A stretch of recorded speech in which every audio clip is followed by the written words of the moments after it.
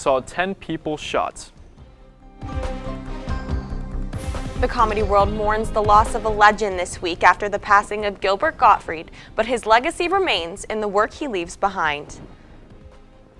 Later on, find out if the Kent State Golden Flashes baseball team were able to pull off the upset at home against the Pitt Panthers.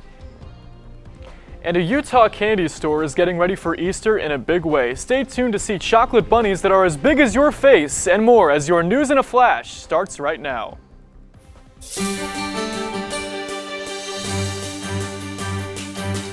This is TV2 News.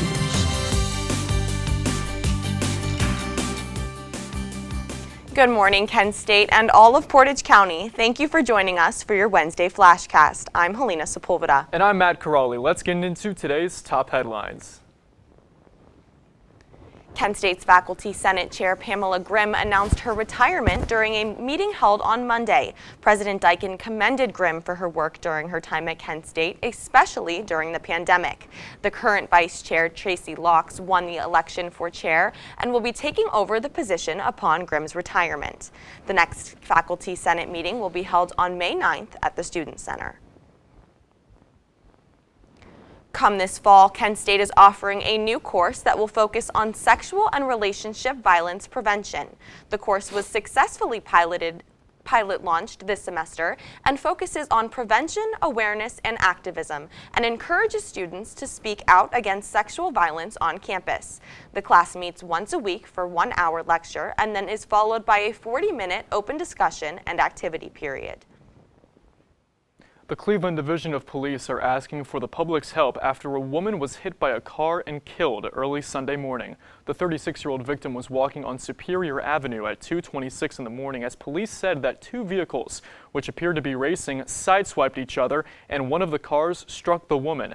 Anyone with information can call accident investigators at 216-623-5290 or can provide anonymous tips to Crime Stoppers by calling 216-25-CRIME.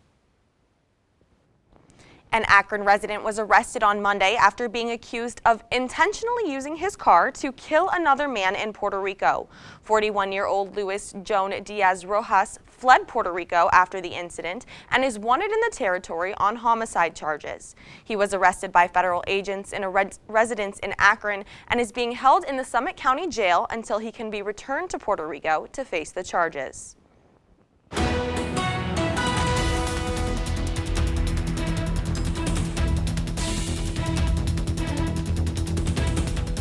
A severe volatile storm system is sweeping the Midwest and is expected to arrive here in Northeast Ohio today that could be bringing heavy rain and possible thunderstorms. According to the National Weather Service, showers and storms are expected to start early in the afternoon and becoming more likely as the day goes on. High winds are also expected through the day, even without thunderstorms, staying steady at around 15 to 20 miles per hour, but gusts have the possibility of reaching over 30 miles per hour. We now welcome in our weatherman, Kyle Vasil. Kyle, good morning, and it looks like we got some pretty big stuff coming our way. Good morning, Matt. That's right. We have some rainy weather ahead of us, and good morning, Kent State and Portage County. I'm Kyle Vasil here with your weather report. Currently in Kent, it is 49 degrees, and it feels like it is 48 right now. The dew point is at 56 degrees with the wind coming at from the northern direction at around 8 miles per hour. Humidity is at 71% with the visibility at 10 miles per hour. Going into the hourly forecast. So we actually had a technical error on that last slide. At 6 a.m., we started off at 58 degrees today. Around noon, it's going to pick up to 70 degrees, and we're going to have some rain throughout the day, throughout the afternoon.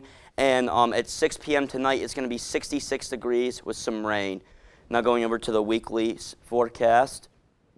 So tomorrow on Thursday, we have a high of 65 and a low of 45 with some rain. On Friday, a high of 67 and a low of 43 with some partly cloudy skies. Saturday, a high of 56 and a low of 35 with some rain. On Sunday, a high of 49 and a low of 32, partly cloudy skies. Monday, a high of 48 and a low of 36. Tuesday, a high of 45 and a low of 35, but partly cloudy skies. And on Wednesday, a high of 54 and a low of 34 with some cloudy skies.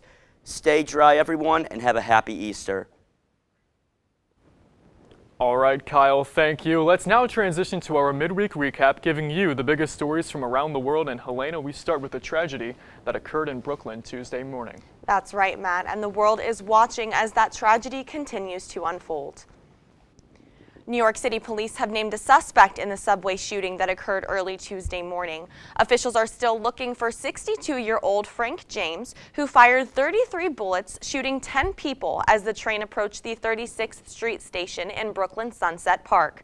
29 people were taken to the hospital following the shooting, 5 of whom were critically injured, but since have stabilized. Stick with TV2 as the story continues to develop.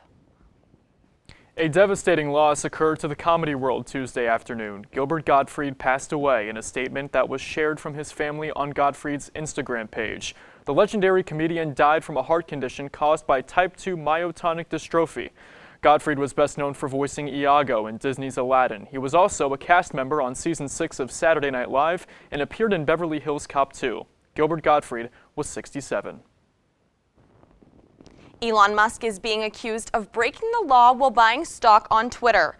The New York federal court is accusing Musk of illegally violating the deadline to disclose his stake in the social media platform so that he could buy more shares at lower prices. He waited to disclose his shares until he had almost doubled them to more than 9%. Ukrainian presidential advisor Oleksiy Arestovich said that after what he calls a risky maneuver, the remaining defenders of the city of Mariupol have been able to join forces with the Azov regiment. Both units have been involved in a last-ditch effort to stop a Russian offensive against the city that has lasted well over a month. On the other side of the spectrum, Russia has claimed to have control on key cities in the country, even with Ukrainian forces continuing to hold out.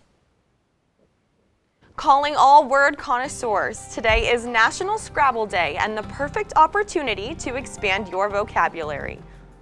Stay tuned to see how the Cavs did in their first chance during the play-in tournament.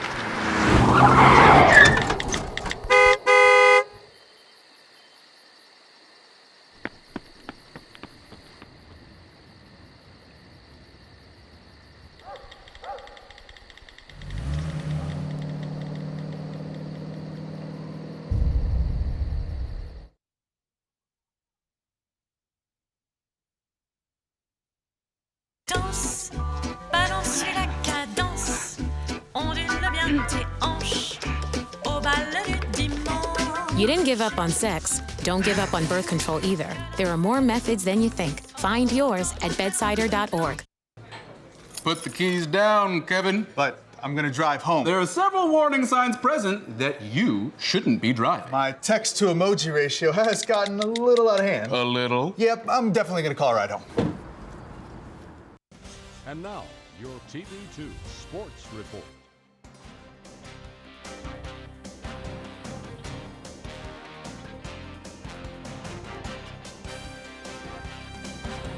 Check in on some baseball around the area and see how the Cavs did in last night's play-in game. We start off in Kent, where the Golden Flashes took on the Pitt Panthers in a home matchup on Tuesday night.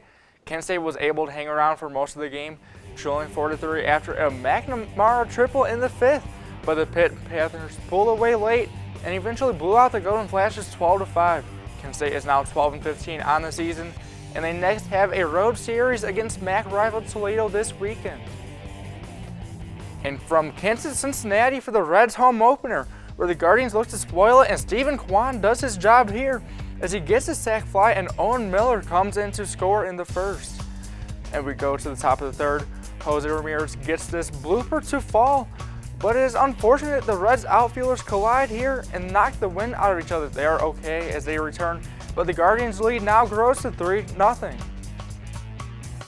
And here in the fourth, the Guardians go up 4-0 thanks to this Andreas Jimenez RBI triple down the line as his hot start, but also surprising. Season continues.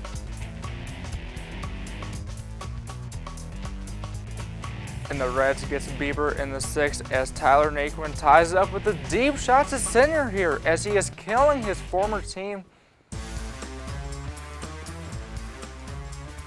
But that would not matter as Jose Ramirez hits a grand slam to deep right in the ninth to put it away, and the Guardians win their third straight game 10-5. We go to the playing game as the young Cavs look to make some noise, but early on, it is Kevin Durant who denies the Cavs at the rim. And again here, as you cannot get anything started, but it just gets worse as the Kyrie will hit the open three.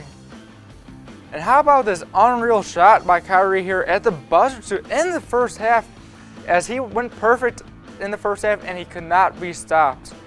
And the takeover continues here in the second half as Kyrie continues to light up his former team. And the Cavs down 14 need someone to lead them back. And Darius Garland takes it straight to the rim. The All-Star just starts to let it fly, and the Nets lead getting smaller. Garland continues this montage with a tough floater. But it seemed like whatever the Cavs did would not matter as Kevin Durant puts the game away himself here as the Cavs fall on game one of the play-in.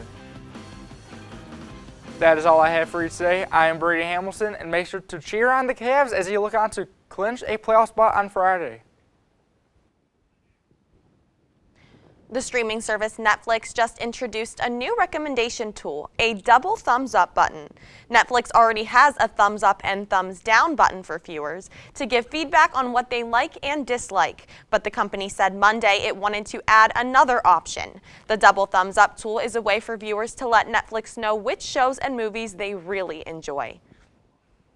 Well, if you feel like you had nothing to look forward to today, then you're in luck because today is National Scrabble Day. The game's inventor Alfred Mosher Butts was born on this day in 1899, giving the world one of the most famous board games of all time. So if you've got some time to kill on your Wednesday, pull off the game from the shelf and try to Scrabble your way to victory. With Easter right around the corner, a Utah candy store is getting into the spirit in a big way. The Bluebird Candy Factory is selling an 8-pound chocolate bunny. The delicious treat costs $130. They are available in milk, dark, and white chocolate. Any that don't sell will be melted down for other yummy delights. And Helena, that sounds delicious, but for $130, I think I'll pass. I know, and chocolate bunnies are kind of hard to eat. I don't know, I'm not completely sold. I don't blame you. All right, well, that's all we have for you this Wednesday morning.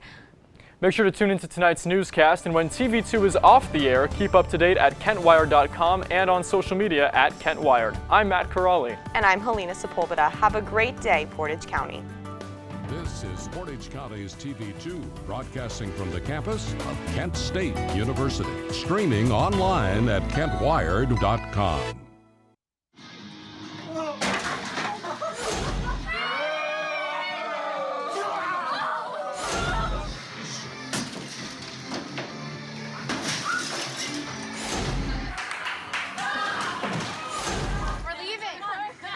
Most party fouls are pretty dumb. But if you decide to drink and drive underage, you could lose your license and your freedom. Underage drinking and driving. The ultimate party foul.